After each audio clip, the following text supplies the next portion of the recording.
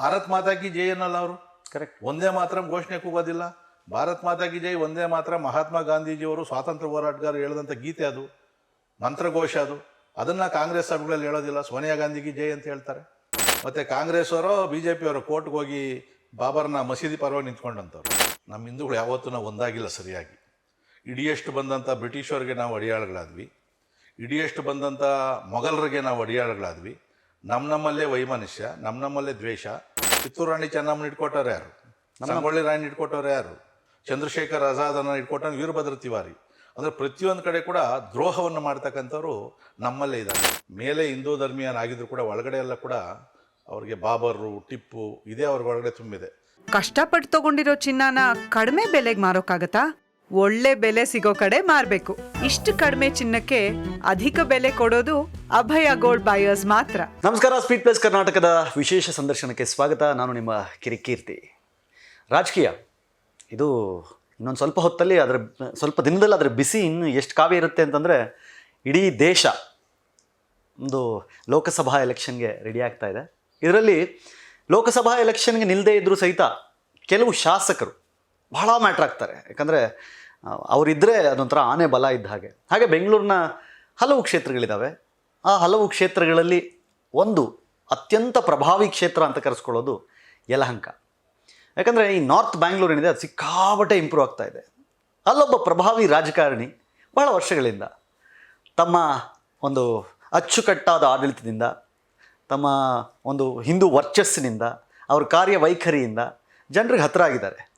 But ಅವ್ರ ಸುತ್ತಾನೂ ಸಾಕಷ್ಟು ಬೇರೆ ಬೇರೆ ಗೊಂದಲಗಳು, ಮಾತುಗಳು, ಅನುಮಾನಗಳು ಇದೇ ಇರುತ್ತೆ. ಅವೆಲ್ಲವನ್ನು ಕ್ಲಾರಿಟಿ ತೊಗೋಬೇಕು, ಕ್ಲಿಯರ್ ಮಾಡ್ಕೋಬೇಕು ಅಂತ ಹೇಳಿ ಅವರೆದುರಿಗೆ ನಾನು ಇವಾಗ ಕೂತಿದ್ದೀನಿ.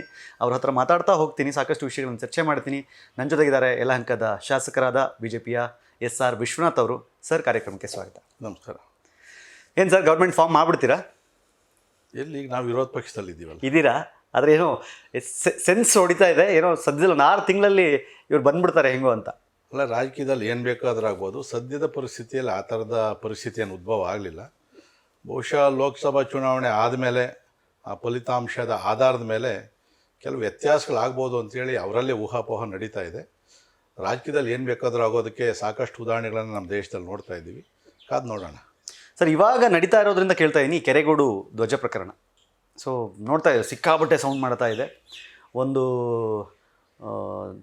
ಹಿಂದೂ ಧ್ವಜವನ್ನು, ನಮ್ಮ ಭಗವದ್ ಧ್ವಜವನ್ನು ಇಳಿಸಿದ ಕಾರಣಕ್ಕೆ ಅಲ್ಲೊಂದು ಸ್ವಲ್ಪ ಒಂದು ಕಿಡಿ ಹತ್ಕೊಂಡಿದೆ. ಇವಾಗ ಏನು ರಾಜ್ಯ ಸರ್ಕಾರ ಮಾಡಿದ ತಪ್ಪು ಅನಿಸುತ್ತೆ ನಿಮಗೆ? ಖಂಡಿತವಾಗೂ ತಪ್ಪು. ಇವರೇ, ನಮ್ಗೆ ಇರ್ತಕ್ಕಂಥದ್ದು ನಮ್ಮ ಭಾರತೀಯ ಸಂಸ್ಕೃತಿ ಮತ್ತು ನಮ್ಮ ಸನಾತನ ಹಿಂದೂ ಧರ್ಮಕ್ಕೆ ಇರ್ತಕ್ಕಂಥದ್ದು ಇದು ಒಂದೇ ದೇಶ. ಹನುಮನ ಧ್ವಜ ಭಗವದ್ಗೀತೆಯಲ್ಲಿ ಶ್ರೀಕೃಷ್ಣನ ರಥದ ಮೇಲೆ ಇರ್ತಕ್ಕಂಥ ಭಾಳ ಪವಿತ್ರವಾದಂಥ ಧ್ವಜ. ಈಗಲೂ ನೀವು ನೋಡಿ, ಆ ಶ್ರೀಕೃಷ್ಣನ ರಥದ ಮೇಲೆ ಹನುಮ ಧ್ವಜ ಇರ್ತದೆ, ಹನುಮ ಇರ್ತಾನೆ. ಒಂದು ಸಾಂಪ್ರದಾಯದಸ್ಥರು ನಾವು ಮತ್ತು ಹನುಮ ಭಕ್ತರು. ಹನುಮ ಹುಟ್ಟಿರ್ತಕ್ಕಂಥ ನಾಡು ನಾವಲ್ಲಿರ್ತಕ್ಕಂಥದ್ದು. ಗ್ರಾಮಸ್ಥರೆಲ್ಲ ಸೇರಿ ಪಂಚಾಯಿತಿಯ ಅನುಮತಿಯನ್ನು ತಗೊಂಡು ಅಲ್ಲಿ ಭಗವದ್ಧ್ವಜವನ್ನು, ಹನುಮ ಧ್ವಜವನ್ನು ಆರಿಸಿದ್ರೆ ಇಷ್ಟೊಂದು ಕಣ್ಣೂರಿ ಯಾಕೆ ಇವ್ರಿಗೆ ಅಂತೇಳಿ. ಖಂಡಿತ ಕೂಡ ಇದು ಅಕ್ಷಮ ಅಪರಾಧ. ಅದಕ್ಕೆ ಬೆಲೆಯನ್ನು ಖಂಡಿತವಾಗೂ ತೆತ್ತೇ ತರ್ತಾರೆ ಅವರು. ರಾಮ ಮಂದಿರದ ರಿವೆಂಜ್ ಇದು.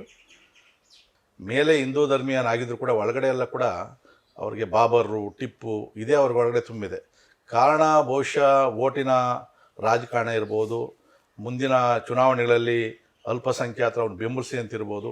ಬಟ್ ಏನೇ ಆದರೂ ಕೂಡ ಇವತ್ತು ಬಹುಸಂಖ್ಯಾತರಾದಂಥ ನಮ್ಮ ಒಂದು ಮಾನಬಿಂದುಗಳಿಗೆ ಅಪಮಾನ ಮಾಡ್ತಕ್ಕಂಥದ್ದು ಮಾತಾಡೋದು ಖಂಡಿತವೂ ಕೂಡ ಅದು ಯಾರೂ ಕೂಡ ಒಪ್ಪತಕ್ಕಂಥದ್ದಲ್ಲ.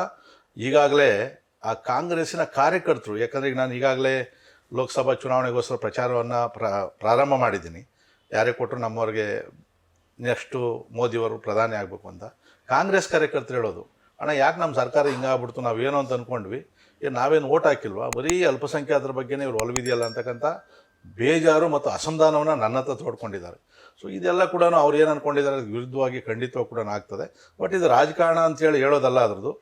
ಅಲ್ಲಿ ಆ ಬಹುಸಂಖ್ಯಾತ ಜನ, ಊರಿನ ಜನ ಅವರೇ ಚಂದ ಎತ್ತಿ ಮಾಡಿರ್ತಕ್ಕಂಥದ್ದಕ್ಕೆ ಮತ್ತು ಪಂಚಾಯತಿಯಲ್ಲಿ ಅನುಮತಿನೂ ಕೊಟ್ಟವ್ರೆ ಅವರು. ಇವ್ರು ಹೇಳ್ತಕ್ಕಂಥದ್ದು ತಿರುಚಿ ಹೇಳ್ತಾವ್ರೆ, ರಾಷ್ಟ್ರಧ್ವಜ ಮತ್ತು ಕನ್ನಡ ಧ್ವಜವನ್ನು ಆರಿಸ್ಬೇಕು ಅಂತೇಳಿ. ರಾಷ್ಟ್ರಧ್ವಜ ನಮ್ಮ ಪರಮ ಪವಿತ್ರವಾದಂಥ ನಮ್ಮ ಧ್ವಜ, ಅದು ಕರ್ತವ್ಯ. ಅದಕ್ಕೆ ಅವಮಾನ ಆಗ್ತಕ್ಕಂಥದ್ದು ಎಲ್ಲೂ ಕೂಡ ಆಗಬಾರ್ದು. ಆದರೆ ಎಲ್ಲೋ ಒಂದು ಕಡೆಗೆ ರಾಷ್ಟ್ರಧ್ವಜವನ್ನು ಆರಿಸೋದು, ಇಳಿಸೋದಕ್ಕೆ ಅದೆಲ್ಲ ಕೆಲವು ನಿಯಮ ಇರ್ತದೆ. ಸೊ ಯಾರು ಕೂಡ ಅದನ್ನು ಆ ಥರ ಎಲ್ಲಂದರೆ ರಾಷ್ಟ್ರಧ್ವಜವನ್ನು ಆರ್ಸೋಕ್ಕಾಗೋದಿಲ್ಲ. ಅದನ್ನು ಅವ್ರು ಕೇಳಿರ್ತಕ್ಕಂಥದ್ದು ಹನುಮಧ್ವಜನೇ. ಈಗ ಅದಕ್ಕೆ ವ್ಯತಿರಿಕ್ತವಾಗೆಲ್ಲ ಮಾಡಿ ಅಲ್ಲಿ ಏನೋ ಅಂದರೆ ಸ್ಥಳೀಯ ಶಾಸಕರನ್ನು ಕರೆದಿಲ್ಲ ಅಂತನೋ ಏನೋ ಒಂದು ಸಣ್ಣ ಒಂದು ಕಾರಣ ಇಟ್ಕೊಂಡು ಇವತ್ತು ಅದು ಕೊಟ್ಟಿದ್ದಾರೆ. ಈಗ ಮನೆ ಮೇಲೆ ಭಗವಧ್ವಜ ಹಾಕೋರು ಯಾರು ತೆಗಿತಾರೆ? ನನ್ನ ಮನೆ ಮೇಲೆ ಭಗವಧ್ವಜ ಯಾರನ್ನ ತೆಗಿಯೋಕ್ಕಾಗ್ತದೆ? ಅದ್ರದ್ದು ಖಂಡಿತವಾಗಿ ಕೂಡ ಇವರು ಅವರಾಗ ಅವರು ನಮ್ಮ ಕೈಗೆ ಅಸ್ತ್ರ ಕೊಟ್ಟಂಗೆ ಆಯಿತು. ಕಾಂಗ್ರೆಸ್ಸಿಗರಿಂದ BJPಗೆ ರಾಷ್ಟ್ರಧ್ವಜಕ್ಕೆ ಗೌರವ ಹೇಗೆ ಕೊಡಬೇಕು ಅನ್ನೋ ಪಾಠ ಕಲಿಬೇಕಾ? ಖಂಡಿತ ಅಲ್ಲ. ಜಮ್ಮು ಕಾಶ್ಮೀರದಲ್ಲಿ ಅಲ್ಲಿನ ಉಗ್ರಗಾಮಿಗಳು ಒಂದು ಚಾಲೆಂಜ್ ಮಾಡ್ತಾರೆ, ತಾಯಿಯೇ ಎದೆ ಹಾಲು ಕೊಟ್ಟಿರ್ತಕ್ಕಂಥ ಯಾರಾದರೂ ಗಂಡಿದ್ರೆ ಲಾಲ್ ಚೌಕಲ್ಲಿ ರಾಷ್ಟ್ರಧ್ವಜವನ್ನು ಆರಿಸಿ ಅಂತೇಳಿ. ಇದನ್ನು ಸ್ವೀಕಾರ ಮಾಡಿದ್ದು ನಾವು ಭಾರತೀಯ ಜನತಾ ಪಾರ್ಟಿಯವರು. ಮುರಳಿ ಮನೋಹರ್ ಜೋಶಿ ಅವರ ಅಧ್ಯಕ್ಷರು, ಈಗಿನ ಪ್ರಧಾನಿ ನರೇಂದ್ರ ಮೋದಿಯವರ ನೇತೃತ್ವದಲ್ಲಿ ಅಲ್ಲಿ ಹೋಗಿ ರಾಷ್ಟ್ರಧ್ವಜವನ್ನು ಆರಿಸಿ ಬರ್ತಾರೆ. ಕಾಂಗ್ರೆಸ್ ಅವರು ಆರಿಸ್ಬೋದಾಗಿತ್ತು, ಅವರೇ ಅಧಿಕಾರ ಇತ್ತು. ಅವ್ರಿಗೆ ರಾಷ್ಟ್ರಧ್ವಜದ ಬಗ್ಗೆ ಆಗಲಿ ರಾಷ್ಟ್ರದ ಮೇಲೆ ಆಗಲಿ ಖಂಡಿತವಾಗಿ ಕೂಡ ಅವ್ರಿಗೆ ಯಾವುದೇ ರೀತಿಯಾದಂಥ ಪ್ರೇಮ ಇಲ್ಲ. ನೀವು ಉದಾಹರಣೆಗೆ ಇಸ್ರೇಲಿನ 4 ಪಟ್ಟು ಜಾಗವನ್ನು 1962ರ ಚೈನಾ ಯುದ್ಧದಲ್ಲಿ ಕಳ್ಕೊಂಡ್ವಿ ನಾವು. ಎಂಥ ಜಾಗ! ಈಶ್ವರನ ಪೂಜೆ ಮಾಡ್ತಕ್ಕಂಥ ಕೈಲಾಸ ಪರ್ವತ ನಮ್ಮ ಕೈಯಲ್ಲಿಲ್ಲ. ತಾಯಿ ಪಾರ್ವತಿ ಸ್ನಾನ ಮಾಡೋಂಥ ಮಾನಸ ಸರೋವರ ಇಲ್ಲ ನಮಗೆ. ಎಲ್ಲಾದರೂ ಕಿಂಚಿತ್ ಎಲ್ಲಾದರೂ ಅವ್ರು ಮಾತಾಡ್ತಾರೆ ನಮ್ಮ ದೇಶ ಎಷ್ಟು ಭೂಮಿ ಕಳ್ಕೊಂಡಿದೆ ಅಂತೇಳಿ. 2 ದೇಶವನ್ನು 3 ಭಾಗ ಮಾಡಿದ್ದು ಇವ್ರ ಕಾಲದಲ್ಲೇ. ನಾವು ಕಾಂಗ್ರೆಸ್ ಸ್ವಾತಂತ್ರ್ಯ ಹೋರಾಟ ಮಾಡಿದ್ವಿ ಅಂದ್ರಲ್ಲ, ಅದರ ಪರಿಣಾಮ ಇವತ್ತು ನಾವು ಎಡಬಲ 2 ಕಡೆ ನಾವು ಅನುಭವಿಸ್ತಾ ಇದ್ದೀವಿ. ಸೊ ಇವರಿಗೆ ರಾಷ್ಟ್ರದ ಬಗ್ಗೆ ಆಗಲಿ ರಾಷ್ಟ್ರಧ್ವಜ ಬಗ್ಗೆ ಆಗಲಿ ಖಂಡಿತವಾಗಿ ಕೂಡ ಕೆಲವ್ರಿಗಿರ್ಬೋದು, ನಾನು ಎಲ್ಲರಿಗೂ ಹೇಳಕ್ಕೆ ಹೋಗ್ತಾ ಇಲ್ಲ, ಎಲ್ಲ ಕಾಂಗ್ರೆಸ್ ಅವ್ರಿಗೆ ಅಂತಲ್ಲ, ಕೆಲವರು ಕೇವಲ ಅದನ್ನು ರಾಜಕೀಯಕ್ಕೋಸ್ಕರ ಮಾತಾಡ್ತಾರೆ.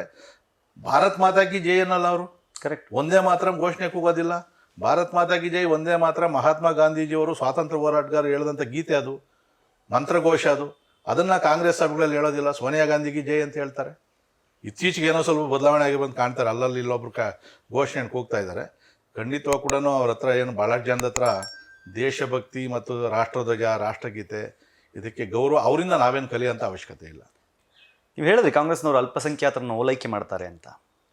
ಈ ದೇಶದಲ್ಲಿ ಬಹುಸಂಖ್ಯಾತರು ಹಿಂದೂಗಳು ಅಂತಾದರೆ ಕಾಂಗ್ರೆಸ್ ಪಕ್ಷ ಅಲ್ಪಸಂಖ್ಯಾತರನ್ನು ಯಾಕೆ ಓಲೈಕೆ ಮಾಡಬೇಕು? ನಮ್ಮ ದೇಶದ ಇತಿಹಾಸ ನೀವು ನೋಡಿದಾಗ ನಮ್ಮ ಹಿಂದೂಗಳು ಯಾವತ್ತೂ ನಾವು ಒಂದಾಗಿಲ್ಲ ಸರಿಯಾಗಿ. ಇಡಿಯಷ್ಟು ಬಂದಂಥ ಬ್ರಿಟಿಷರಿಗೆ ನಾವು ಅಡಿಯಾಳುಗಳಾದ್ವಿ, ಇಡಿಯಷ್ಟು ಬಂದಂಥ ಮೊಘಲರಿಗೆ ನಾವು ಅಡಿಯಾಳುಗಳಾದ್ವಿ. ನಮ್ಮಲ್ಲೇ ವೈಮನಸ್ಯ, ನಮ್ಮಲ್ಲೇ ದ್ವೇಷ. ಇವತ್ತು ಅಲೆಕ್ಸಾಂಡರ್ ಪರೂರವನು ಅಲೆಕ್ಸಾಂಡರ್ನ ಸೋಲಿಸಿ ನಿಲ್ಲಿಸಿರ್ತಾನೆ. ನಿಜ. ಸೋಲೋದಕ್ಕೆ ಕಾರಣ ಅವ್ರ ಮಾವ ಇಟ್ಕೊಡೋವಂಥದ್ದು. ಕಿತ್ತೂರು ರಾಣಿ ಚೆನ್ನಮ್ಮನ ಇಟ್ಕೊಟ್ಟವ್ರು ಯಾರು? ಸಂಗೊಳ್ಳಿ ರಾಣಿ ಇಟ್ಕೊಟ್ಟವ್ರು ಯಾರು? ಚಂದ್ರಶೇಖರ್ ಆಜಾದನ್ನು ಇಟ್ಕೊಟ್ಟವ್ರು ವೀರಭದ್ರ ತಿವಾರಿ. ಅಂದರೆ ಪ್ರತಿಯೊಂದು ಕಡೆ ಕೂಡ ದ್ರೋಹವನ್ನು ಮಾಡ್ತಕ್ಕಂಥವ್ರು ನಮ್ಮಲ್ಲೇ ಇದ್ದಾರೆ. ಇದರಿಂದ ನಾವು ಸೋತಿದ್ದೇವೆ ಬಿಟ್ಟರೆ ನಮ್ಮದು ಪ್ರಬಲವಾದಂಥ ಸಮುದಾಯ ನಮ್ಮದು. ಇಲ್ಲೇನಾಗಿದೆ ಅಂದರೆ ಅಲ್ಪಸಂಖ್ಯಾತರು ಅವ್ರಿಗೆ ಗೊತ್ತು ನಾವು ಒಗ್ಗಟ್ಟಾದರೆ ನಾವು ಏನು ಬೇಕಾದರೂ ಬೇಳೆ ಬೇಯಿಸ್ಕೊಂಡು ಅಂತೇಳಿ. ಅವ್ರು ಒಂದು ಸರಿ ತೀರ್ಮಾನ ತೊಗೊಂಡ್ರೆ ಒಂದು ಸೈಡ್ ಓಟ್ ಹಾಕ್ತಾರೆ. ನಮ್ಮಲ್ಲಿ ಹಂಗಲ್ಲ. ನಮ್ಮಲ್ಲಿ 10 ಗುಂಪು ಮಾಡ್ಕೊತೀವಿ. ಯಾವುದೋ ಒಬ್ಬ ದೇಶದ್ರೋಹಿಯನ್ನು ನಿಲ್ಲಿಸಿದ್ರೆ ಅವನಿಗೆ ಓಟ್ ಹಾಕ್ತೀವಿ ಪಾರ್ಟಿ ಅಂತೇಳಿ. ಇದು ನಮ್ಮಲ್ಲಿರ್ತಕ್ಕಂಥದ್ದು. ಒಂದು ಸರಿ ನಾವು ಬಹುಸಂಖ್ಯಾತರು ತೊಡೆ ತಟ್ಟಿದ್ವಿ ಅಂತಂದರೆ ಎಲ್ಲ ರಾಜಕಾರಣಿಗಳು ಕೂಡ ಆ ಬಹುಸಂಖ್ಯಾತರ ಕಾಲ ಹತ್ರ ಬಿದ್ದಿರ್ತಾರೆ. ಇದು ಆಗಬೇಕು. ಯಾವತ್ತೋ ಒಂದಿನ ಖಂಡಿತವಾಗೂ ಇದು ಆಗ್ತದೆ ಅಂತಕ್ಕಂಥ ನಂಬಿಕೆ ನನಗಿದೆ. ಅಯೋಧ್ಯೆ ಆಯಿತು, ಮಥುರಾ, ಕಾಶಿ. ಈಗ ಅವರು ಸಾವಿರಾರು ದೇವಸ್ಥಾನಗಳನ್ನು ಧ್ವಂಸ ಮಾಡಿದ್ದಾರೆ, ನಮ್ಮ ಹಂಪಿಯಿಂದ ಸೇರಿಸಿ. ಬಟ್ ಎಲ್ಲ ಕೇಳ್ತಾ ಇಲ್ಲ ನಾವು ನಮ್ಮ ಧರ್ಮದಲ್ಲಿ ಅಯೋಧ್ಯ, ಮಥುರಾ, ಮಾಯಾ, ಕಾಶಿ, ಕಾಂಚಿ, ಅವಂತಿಕ ಇವು ಸಪ್ತ ಮೋಕ್ಷದಾಯಕಗಳು ಅಂತೇಳಿ ನಮ್ಮ ನಂಬಿಕೆ. ಇವತ್ತು ಕಾಶಿ ವಿಶ್ವೇಶ್ವರ ದೇವಸ್ಥಾನ ಕೂಡ ಅದೇ ಸಮಸ್ಯೆ. ಮೂಲ ದೇವಸ್ಥಾನವನ್ನು ಕೆಡವಿರ್ತಕ್ಕಂಥದ್ದು. ಮಥುರಾ ದೇವಸ್ಥಾನದಲ್ಲೂ ಕೂಡ ಅದೇ ಸಮಸ್ಯೆ. ಅಂದರೆ ಅವ್ರಿಗೆ ಏನು ಅಂದರೆ ಮಸೀದಿ ಕಟ್ಟಿ ಅಲ್ಲಿ ನಮಾಜ್ ಮಾಡ್ತಾರೆ ಅಂತಲ್ಲ, ಆದರೆ ಇಲ್ಲಿನ ಹಿಂದೂಗಳು ಗೊತ್ತಾಗಬೇಕು, ನಾವು ಕಾಲಕ್ಕೂ ನಾವು ಇಲ್ಲಿ ಆಕ್ರಮಣವನ್ನು ಮಾಡಿ ನಿಮ್ಮನ್ನು ನಾಶ ಮಾಡಿದ್ದೀವಿ, ನಮ್ಮ ಸಾಮರ್ಥ್ಯವನ್ನು ತೋರಿಸ್ಬೇಕು ಅಂತ ನೆನೆಸ್ಕೊಳ್ಬೇಕು ಅಂತಕ್ಕಂಥ ಕಪ್ಪು ಚುಕ್ಕೆಯನ್ನು ಇಟ್ಟೋಗಿರ್ತಕ್ಕಂಥದ್ದು. ಇವತ್ತು ಕೋರ್ಟು ಕೂಡ ತೀರ್ಮಾನ ಮಾಡ್ತಾ ಇದ್ದೀವಿ. ರಾಜಕಾರಣಕ್ಕೆ ವ್ಯತಿರಿಕ್ತವಾಗಿ ಇವತ್ತು ಕೋರ್ಟ್ಗಳು ಸರಿಯಾದ ತೀರ್ಮಾನವನ್ನು ತಗೊತಾ ಇದ್ದಾರೆ. ಬಹುಶಃ ಮುಂದಿನ ದಿನಗಳಲ್ಲಿ ಕಾಶಿದು ಇರ್ಬೋದು, ಮಥುರಾದು ಇರ್ಬೋದು, ವಾಸ್ತವ ಏನಿದೆ ಅದರ ಬಗ್ಗೆ ಕೋರ್ಟೇ ತೀರ್ಮಾನ ತಗೊತದೆ. Beet plus Karnataka.